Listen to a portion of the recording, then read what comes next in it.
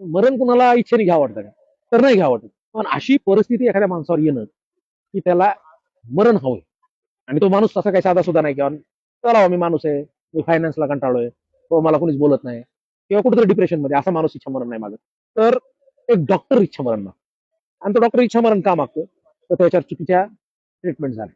आणि या चुकीच्या ट्रीटमेंटमुळे मला असं वाटतं की भारतात खूप लोक इच्छा मरण मागत असतील. आणि पहिली घटना आहे, म्हणजे हे पुस्तक सत्य घटना आहे, आणि हे संगीता लोटे मॅडम यांनी अनुभवलेलं, यांनी भोगलेलं, हे कटू वास्तव मेडिकल सायन्स डॉक्टर की पेशातलं. आणि हे पुस्तक आपल्याला दाखवतं की आपण आपल्या आपणाच्या बाबतीत, आपल्या नातेवाईकांच्या बाबतीत आपण किती सजग राहायला पाहिजे, आणि आपल्याला किती परिस्थिती वाईट आली तरी आपण किती खंबीर राहायला पाहिजे. आपण जो अनुभव आला तो लिहिला, त्याच्या विरोधात लढा दिला.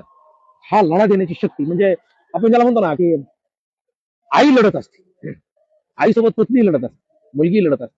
मला असं वाटतं की एक स्त्री लढत असते, आणि एक जर स्त्री लढली तर ती अख्ख्या मेडिकल फील्डला सुद्धा टफ देते. नवऱ्यासाठी ती खंबीरपणे, आता आपण तिची कल्पनाच करू शकत नाही, आणि ती कल्पना करायची ते इच्छा मरण नावाचं पुस्तक वाचलं पाहिजे, की एक स्त्री लढायचं म्हणल्यावर कुठपर्यंत लढू